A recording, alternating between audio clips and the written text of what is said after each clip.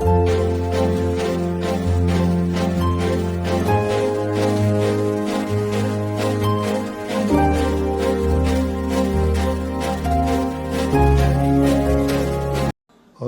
को बीत रागता में भी राग दिखता है। ये संसार का स्वभाव है। तो कहीं ऐसा ना हो जाए कि हम सत्य की दीवाने इतने हो जाएं कि हम धर्म से वंचित हो जाएं। कहीं धर्म की खोज में हम धर्म से बहुत दूर न चले जाएं। कहीं ये सत्य हमें दुर्गति का कारण न बन जाए। हमने खोजा था कि सत्य मुझे चाहिए जिससे मेरी सद्गति हो। कल का प्रवचन याद करो। कल पूरा 1.5 घंटे में सत्य और धर्म को अलग अलग कहा गया। धर्म जरूरी नहीं कि सत्य हो और सत्य कोई जरूरी नहीं कि वो धर्म हो। सत्य का ज्ञान करना जरूरी नहीं कि वो धर्मात्मा है। अधर्मी भी सत्य का सहारा ले सकता है। और झूठ बोल रहा है तो जरूरी नहीं कि वो अधर्मात्मा है। धर्मात्मा भी झूठ बोल सकता है। क्योंकि इसलिए हमारे लिए अधर्म को समझना है। कहीं ऐसा ना हो जाए। कई बार हमें धर्म की रक्षा करने के लिए झूठ बोलना पड़े और हम तो झूठ बोल के जानते ही नहीं। हम तो झूठ बोल के जानते ही नहीं। हमने कभी झूठ बोलना सीखा ही नहीं। हमने तो नियम ले लिया है कि मैं सत्य बोलूंगा, सत्य की शरण स्वीकार करता हूं, प्राण चले जाएं लेकिन कभी सत्य को नहीं छोड़ूंगा। ये हमारा नियम है। और कभी कभी ऐसे मौके आ जाते महानुभाव कि सत्य से अधर्म होगा, असत्य से धर्म होगा और झूठ बोलना हमने सीखा ही नहीं है। अब इतनी बड़ी परेशानी बढ़ जाएगी, धर्म मिट जाएगा क्योंकि हमने असत्य बोलना नहीं जानते। बेटा मां से झूठ बोलना नहीं जानती। बेटा मां से झूठ बोलना नहीं जानती। मां कहती है मैं अपने बेटे से तो कभी झूठ, उसने सत्य बोलना सीखा है। जिस मां ने कहा कि मैं अपने खून से, मैं अपने दूध से झूठ बोलूं, नहीं, मैं सत्य बोलूंगी।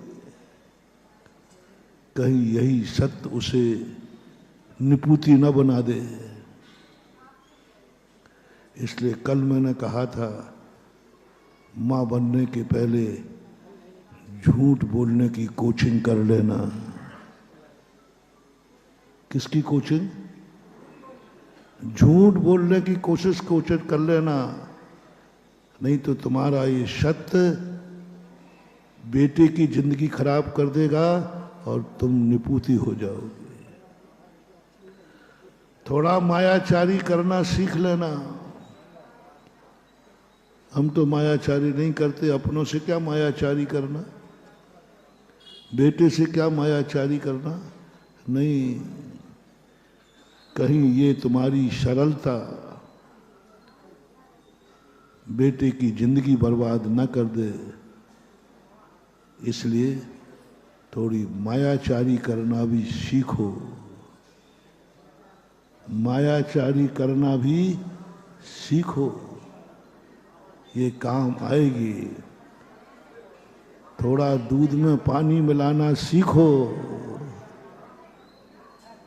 तुम लोगों से नहीं कह रहा हूं, दूध व्यापारियों से, मां से कह रहा हूं कि थोड़ा दूध में पानी मिलाना सीखो, बेटा बच जाएगा। सीखो, बाबा ले गया क्या ले गया? बेटा बच जाएगा झूठ से। ना बाबा ले गया है और बाबा नाम की कोई चीज, लेकिन सीखो, ये झूठ बोलना सीखो, बेटा बच जाएगा। सत्य बोलने से बेटा बचने वाला, झूठ बोलने से। इसलिए क्षयोपम लब्धि एक ऐसी लब्धि है जो हमें हे का ज्ञान कराती है, बुराइयों का ज्ञान कराती है, जो हमें बुराइयों की तरफ ले जाती। पहले बुराइयों को समझो,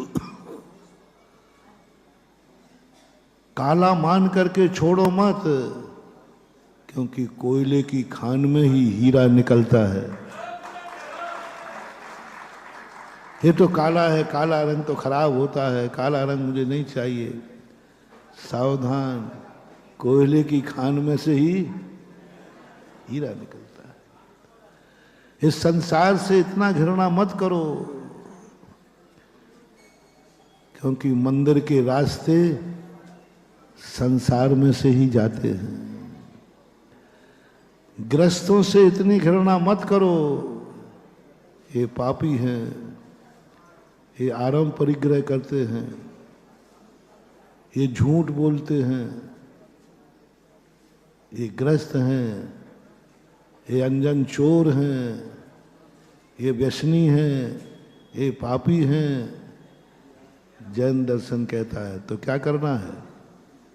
बोलो भैया, पापियों से प्यार करना चाहिए कि घृणा? कायदा से घृणा, क्रोधी से, डाकुओं से, बड़ा स्वाभाविक है। इनसे कोई मित्रता की जाती है क्या? जैन दर्शन कहता है नहीं, ग्रस्त कितना भी पापी है, घृणा पाप से करो, पापी से नहीं। क्यों? जब हम धर्म से प्रीति करते हैं तो हमें धर्मात्मा से प्रीति करना पड़ती है। सूत्र देखना, न धर्मो धार्मिक कई बिना।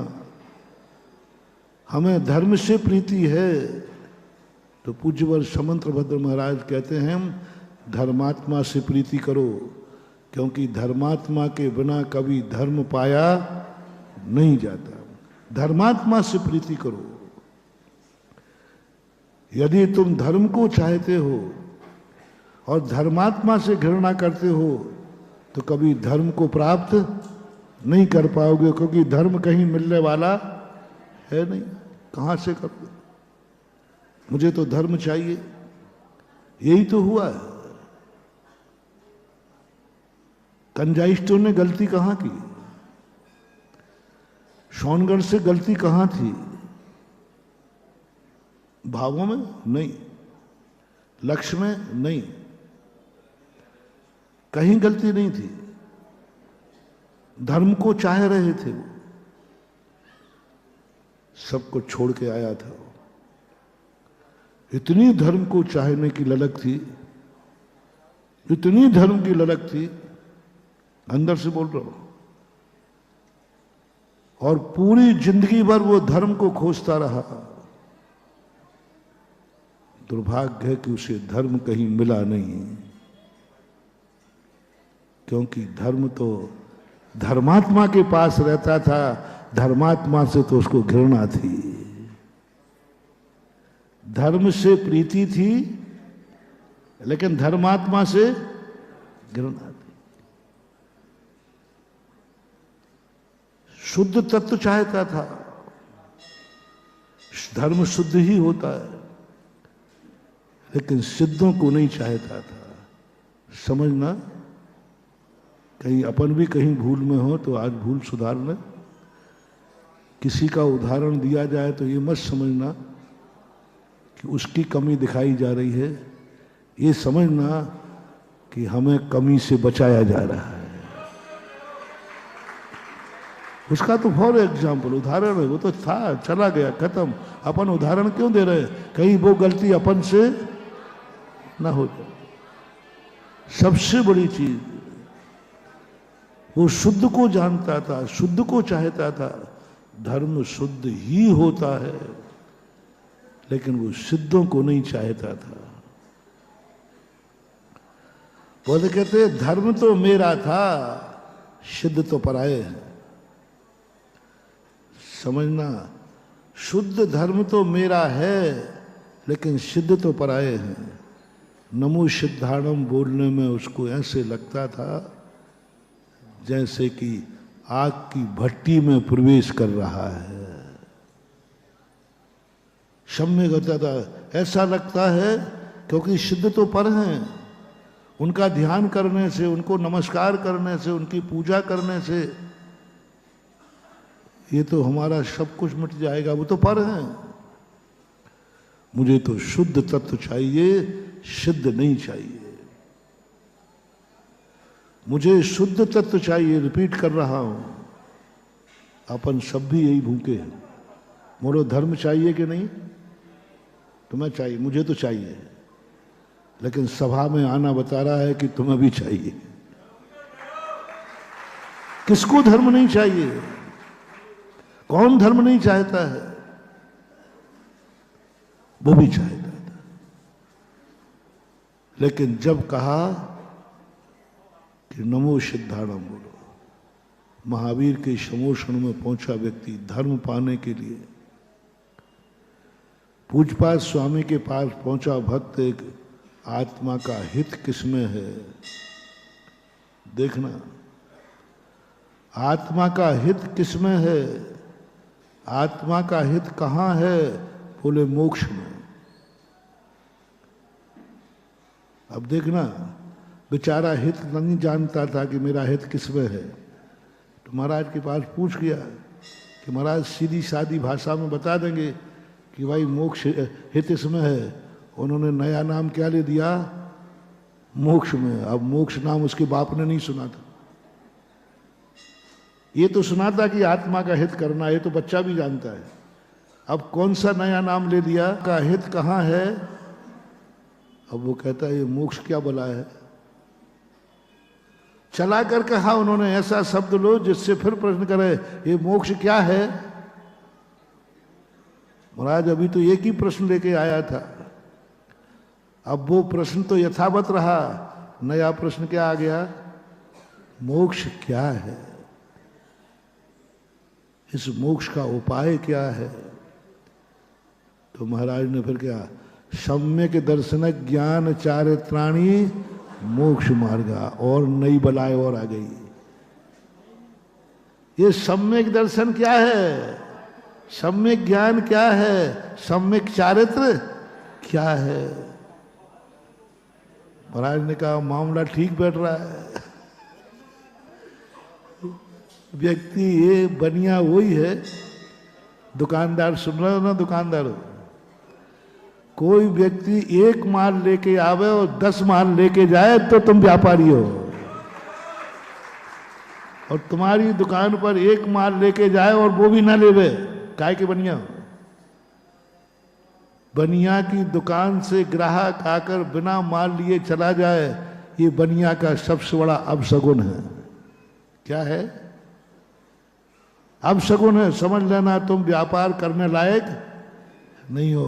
तुम्हारी जिंदगी में अपशगुन हो गया, क्योंकि माल लेने आया था लेकिन बिना लिए। और मैं क्या कह रहा हूं, बनिया कौन है सही? जो आया था तो एक माल लेने और ले गया 10। ये कला सीखो रे। एक माल लेने आया और 10 ले आया।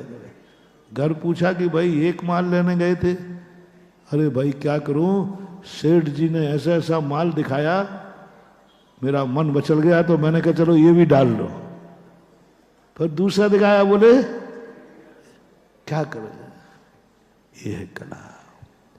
यही है हमारे गुरु में कला। गुरु कौन है? गुरु कौन है? जिससे एक नियम लेने जावे और 10 नियम लेके लौटे।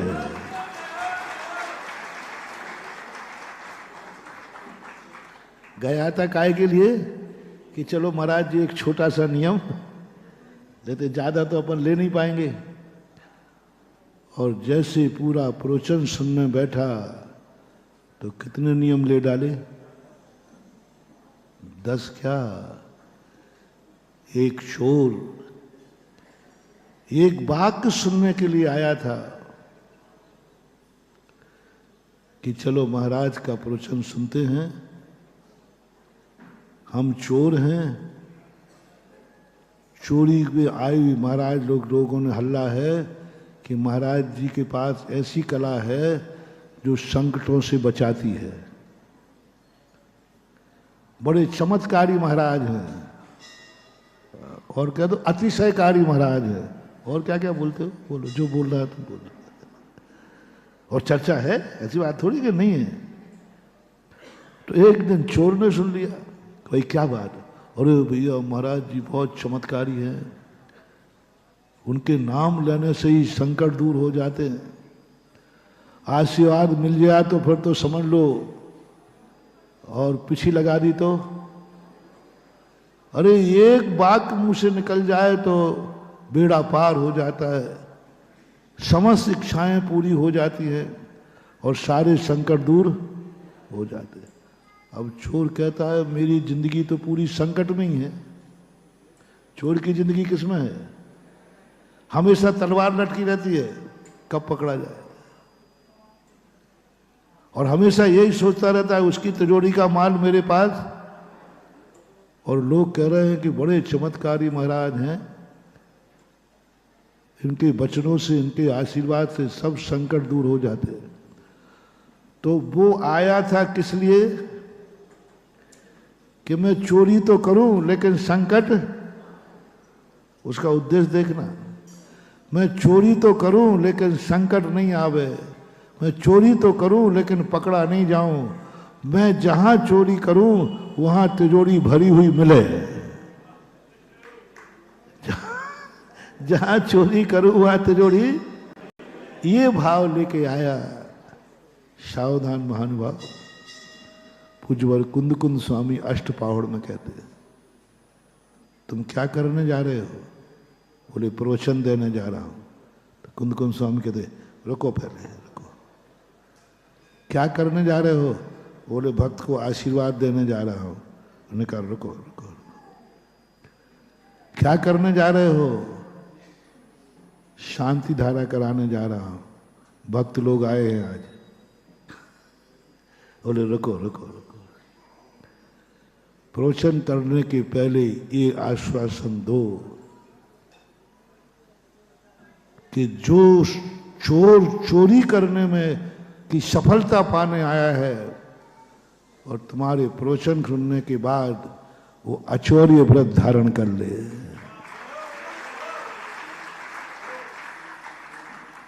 पाप में सफल होने आया है, तुम्हारे प्रवचन से वो पाप से मुक्त हो जाए। वो कुछ भी करने आया है, तुम्हारी ऐसी कला, तुम्हारे ऐसे वचन होना चाहिए कि वो आया था कि चोरी करूं लेकिन पकड़ा, और प्रवचन ऐसा हुआ, यथार्थ घटना है, ऐसा हुआ कि प्रवचन के बाद वो नरियल लेके आ गया, महाराज दीक्षाम देही। इसको बोलते हैं गुरु, इसको बोलते हैं प्रवचन, उसको है आशीर्वाद देने का अधिकार, उसको है जगत के कल्याण करने का अधिकार। ऐसा ही नहीं है महानुभाव गुरु बनना, ऐसा ही नहीं है प्रवचन देना। जैसे तुम्हारा, मैंने कहा ना, व्यापार का उदाहरण इसलिए दिया कि वो तुम्हें समझ में आ जाए, और इसलिए दिया कि वो तुम्हारी रुचि का है। कि कितनी अच्छी बात है, ग्राहक एक माल लेने आवे और 10 लेके आ जावे, ऐसी कला में सिखाऊं तो बोलो रे सागर वाले तुम सीखोगे कि नहीं? अरे महाराज सागर वाले क्या, हम तो आगरा वालों की बुला रहे, आ जाओ रे। महाराज जी ने आगरा चतुर्मास में जो मंत्र नहीं दिया वो अब सागर में कौन सा दे रहे हैं? कौन सा दे रहे हैं? एक माल लेने आएगा और बोलो चाहोगे कि नहीं? झूठ मत बोलना। चाहोगे कि नहीं? चाहेंगे। तो हम भी किसका खाते हैं? तुम्हारे तो खाते हैं। तो हमारे में भी कला आ गई कि तुम एक नियम लेके आओ और तुम सारे नियम लेके जाओ।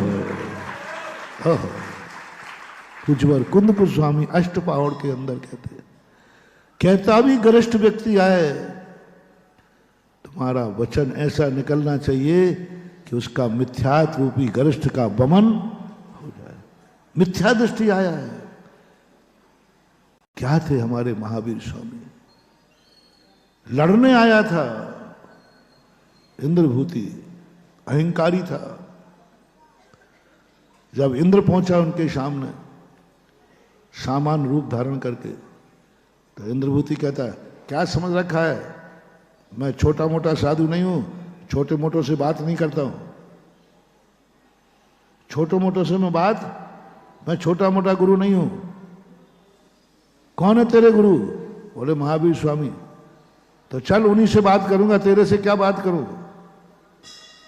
सामने वाला विवाद करने के लिए बराबरी वाला का तो हो। और इंद्रभूति महावीर स्वामी से हराने आया था। महावीर स्वामी को विवाद करने आया था। महावीर स्वामी को, महावीर स्वामी को पाखंडी कहने आया था, अज्ञानी कहने आया था और दिखाने आया था, महावीर स्वामी तुम क्या ज्ञानियों के भगवान हो? जो मेरे पास ज्ञान है वो दुनिया में किसी के पास नहीं। इंद्रभूति को अपने भगवान पर विश्वास था। गजब। इंद्र को, सौधर इंद्र को वो डरा नहीं। वो डरा नहीं।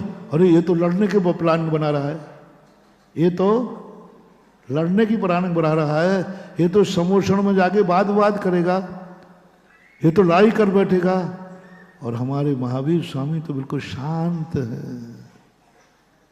वे तो कुछ बोलेंगे ही नहीं, वो तो लड़ाई करेंगे नहीं।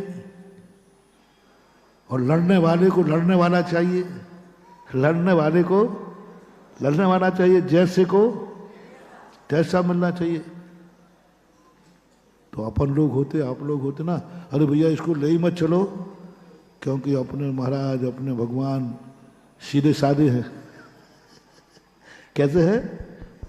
सीधे साधे में तो कुछ बोलेंगे ही नहीं, मौन धारण कर लेंगे, क्योंकि दुष्टों के मुंह सज्जन पुरुष नहीं लगते हैं। इंद्रभूति को अपने भगवान पर विश्वास था। उन्होंने कहा, मेरे भगवान आज परीक्षा हो जाए, आज परीक्षा हो जाएगी कि भगवान के दरवाजे लड़ने वाला भी जाए तो वो भी लाडला बन जाता है।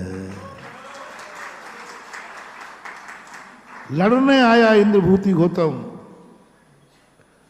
और जैसे भगवान के समूषण में, क्या अभी तो समूषण में पहुंच ही नहीं पाया, मानस तम को देखते ही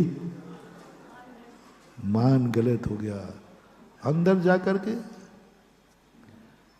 जैसे ही भगवान के दो शब्द सुने, लड़ने आया था, हराने आया था और अपने पक्ष में करने आया था, लेकिन महावीर स्वामी की दो शब्द सुनकर के ही भगवान महावीर स्वामी का प्रथम गणधर लाडला बन गया। है क्या तुम्हें अपने भगवान पर इतना विश्वास? तो फिर डरो मत। है क्या तुम्हारे अपने गुरु पर इतना विश्वास? है क्या तुम्हें अपने धर्म पर विश्वास?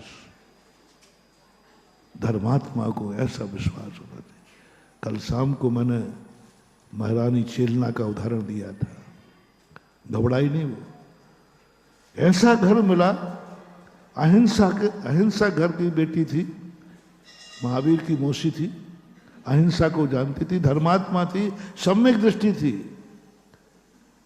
लेकिन दुर्भाग्य से कैसी ससुराल मिली? मांसाहारी। कल्पना करना, शाकाहारी जैन सम्यक दृष्टि को पति कौन मिला? मांसाहारी, शिकारी, जिन धर्म विरोधी, इतना विरोधी, इतना विरोधी। पत्नी कट्टर मुनि भक्त और पति कट्टर मुनि विरोधी। इतना विरोधी कि मुनियों को मार डाले तो भी उसको कोई फर्क नहीं पड़ता। गले में सांप डाला था, ऐसा विरोधी। महारानी चेलना घबराई नहीं। उसने कहा, मुझे अपने धर्म पर विश्वास है, मुझे धर्म पर विश्वास है, मेरा धर्म नहीं छूटेगा, बल्कि इन अधर्मियों को मैं धर्मात्मा बना के रहूंगी। क्या विश्वास था?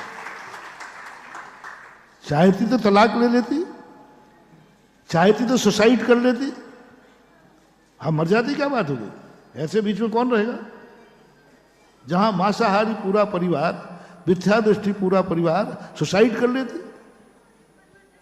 नहीं, महारानी चेलना को किस पर विश्वास था? बोलो ना, अपने धर्म पर। कोई फर्क नहीं पड़ता। संकट सहन किए। आप शरण पुराण पढ़ना, महारानी चेलना पर कितने अत्याचार हुए, कितने अत्याचार हुए। लेकिन महारानी एक ही बात कहती है, सत्यमेव जयते नहीं, कल का नारा लगाओ, धर्ममेव जयते। सत्य की विजय करने से एक हारेगा और एक जीतेगा। रिपीट करता हूं, सत्य की विजय में एक हारेगा और एक, क्योंकि सत्य कभी दो नहीं होते। सत्य दो नहीं होते। अपन लोग कहते हैं ना, सत्य तो एक हारेगा और एक जीतेगा, और धर्म वो है दोनों जीतेंगे, दोनों जीतेंगे। एक नहीं हार सकता। धर्म में जयते। महारानी चेलना कहती, धर्म में जयते। मैं भी नहीं हारूंगा और मैं अपने पति को भी नहीं हराऊंगी। मैं भी नहीं हारूंगा और ससुराल को भी नहीं हराऊंगी, दोनों जीतेंगे। मैं धर्मात्मा हूं तो मरने के पहले पहले मैं पति को धर्मात्मा बना के रहूंगी, पूरा परिवार को धर्मात्मा बना के रहूंगी। बना दिया, सबको मालूम है। ज्यादा विस्तार करने की जरूरत नहीं। किस पर विश्वास था? धर्म पर। कितना विश्वास, अड़े कितनी सब्र, जिंदगी भर की सब्र रखी,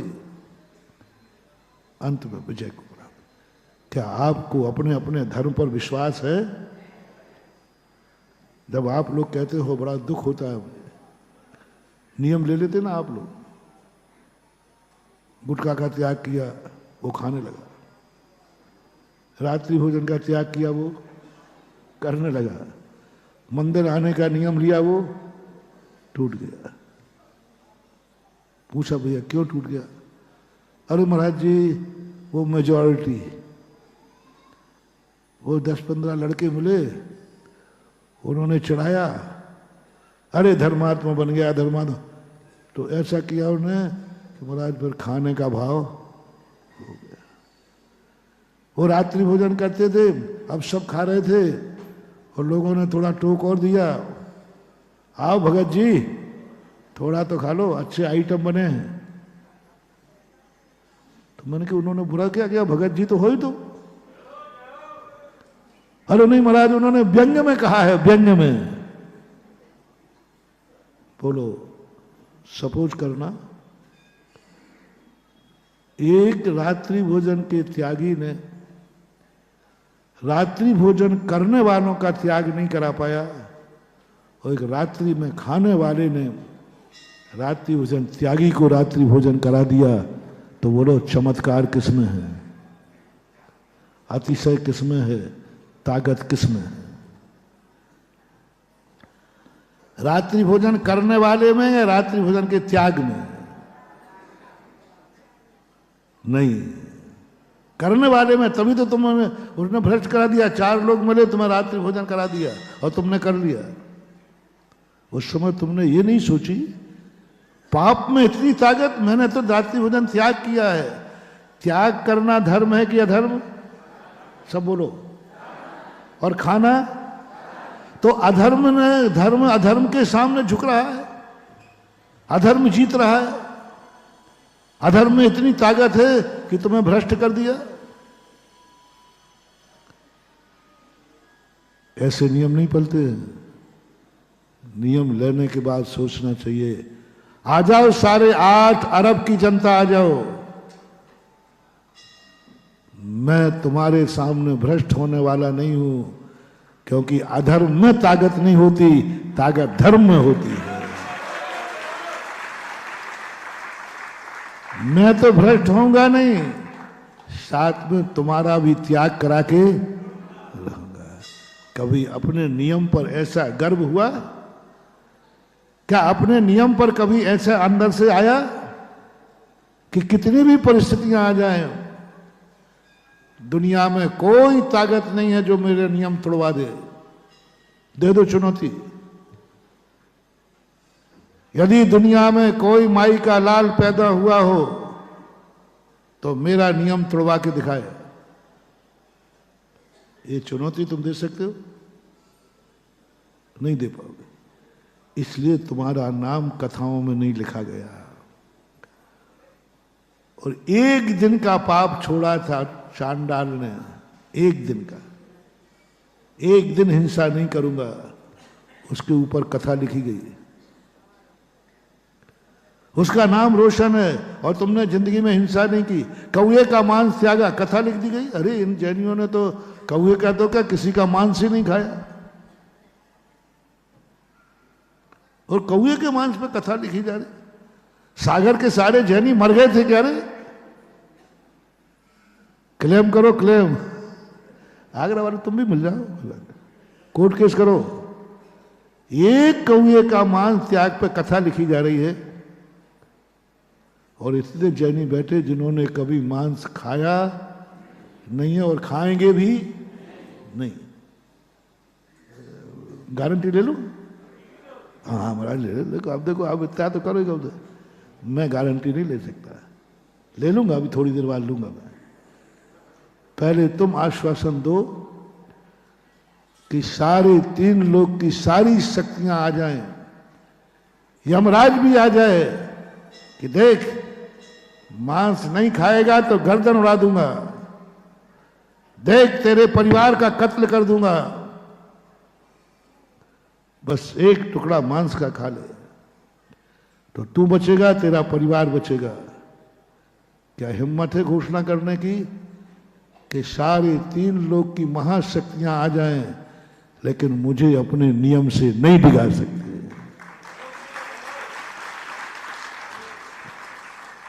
होश में घोषणा करना। सामने आ जाएगा तलवार लेकर के सारे परिवार का कत्लेआम और तुम्हारा खुद की मौत। बोलो नियम पाल लोगे कि तोड़ दोगे? झूठ बोले कौआ काटे। समझो समझो। मैंने जो शास्त्रों को पढ़ करके शोध किया है तुम्हारे पक्ष में, जब ये कथा मैंने पढ़ी थी तो मुझे यही विकल्प आया था। मैंने कही सामंतभद्र महाराज, मैंने जब शुरू जब पढ़ी तो मैंने तो सामंत महाराज के पास सब लोग मांसाहारी होते होंगे, उनके भक्त। तभी तो उन्होंने कह दिया अरे बहुत बड़ी बात हो गई, बहुत बड़ी बात। क्या छोड़ दिया? कौए का मांस छोड़ दिया। मैंने कहा ये मांसाहारियों के गुरु होंगे। हमें तो गर्व है कि हम इन शाकाहारियों का गुरु। मुझे ऐसा अहंकार आया था, लेकिन जब बहुत दिन के पढ़ने के बाद जब पता किया, खोदा पहाड़ और निकली चूहिया। वो घोषणा कर रहा है आ जाओ मेरे सामने। राजा ने कहा फेंक दो इसको समुद्र में, मगरमच्छ खा जाएंगे, आज तुझे सूली चढ़ाना पड़ेगी। राजा का आदेश हो गया, बोरे में बंद कर दिया गया, समुद्र में फेंक दिया गया। वो कहता है कि तुम मरने की बात, मारने की बात, तुम्हें जो करना हो करो, मैं अपना नियम तोड़ने वाला नहीं हूं। चला गया। अब ऐसे में तुम्हारा नियम था और राजा ने कहा देख लो, नहीं तो तुम मरोगे, नहीं तो नियम तोड़ दोगे। जन्म जन्म के नमोकार मंत्र वाले ने नमोकार मंत्र पर पैर रखा कि नहीं? क्या बात करते हो? एक धमकी दी, नमोकार मंत्र पर पैर रखता है कि नहीं? नहीं तो तुझे अभी मेरे तेरे प्राण लेता हूं, इस समुद्र में डुबा डुबा के मारूंगा। और चक्रवर्ती कब का जैनी था? भवांतरों का, 63 सलाह का पुरुषों में था। आप लोग तो उनमें आते भी नहीं हो। कौन था? 63 सलाह का देवता थे, सुदर्शन चक्र था। उसके बावजूद भी एक धमकी में क्या हुआ? बोलो, नमोकार मंत्र पे पैर रखा कि नहीं? जन्म जन्म का नमोकार मंत्र, जन्म जन्म की महिमा पाने वाला, नमोकार पे पैर रखा। खोजो, आप लोग भी अपनी तरफ खोजो। क्या आपको नमोकार मंत्र पर विश्वास है? एक और सारे परिवार की मौत, एक और तुम्हारी मौत, वो भी बुरी तरह मौत, और एक और नमोकार मंत्र पर पैर रखना है। सोचो कभी ऐसा हो तो। अपन सब सोचे, हम भी सोचेंगे। है क्या इतना? है क्या इतना विश्वास कि मुझे अपने नियम पर विश्वास है? हे यमराज, मेरे पास नमोकार मंत्र है, तू कुछ नहीं बिगाड़ सकता। तू मुझे मारने आया है, ना तू मुझे मार सकता है और तू भी नहीं मरेगा, दोनों जिंदा रहेंगे। ये मेरे ऊपर विश्वास है। विश्वास की बात है, कौन मार सकता?